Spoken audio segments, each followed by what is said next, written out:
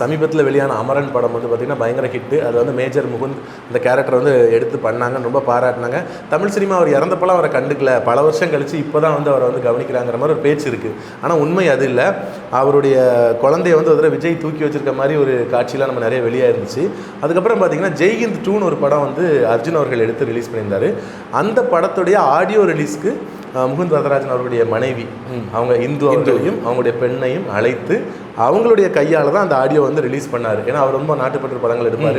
அதே மாதிரியான ஒரு கதையில் வந்தனால அவங்கள கூப்பிட்டு மரியாதை செய்து அந்த படத்தை ரிலீஸ் பண்ணார். அது மட்டும் இல்லை, இந்த படத்தை எடுக்கும் போது வந்து பார்த்திங்கன்னா ராஜ்குமார் பெரியசாமி சொன்னது என்னன்னா, அவங்க ஒரே ஒரு கண்டிஷன் மட்டும் வச்சாங்களாம். இந்த படத்தில் எங்களுடைய லைஃப் ஹிஸ்ட்ரி எடுக்கிறீங்க, நாங்கள் கதையெல்லாம் சொல்லிட்டோம், நீங்கள் சினிமாக்காக நிறைய சுதந்திரம் எடுத்துப்பீங்க, நிறைய மாற்றுவீங்க, அது எல்லாமே ஓகே.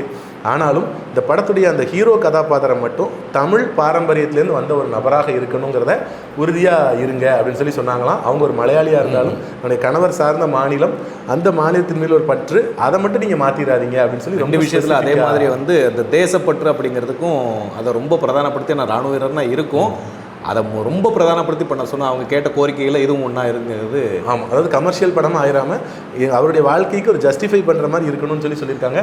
அதை சிறப்பாகவே பண்ணியிருக்காங்க.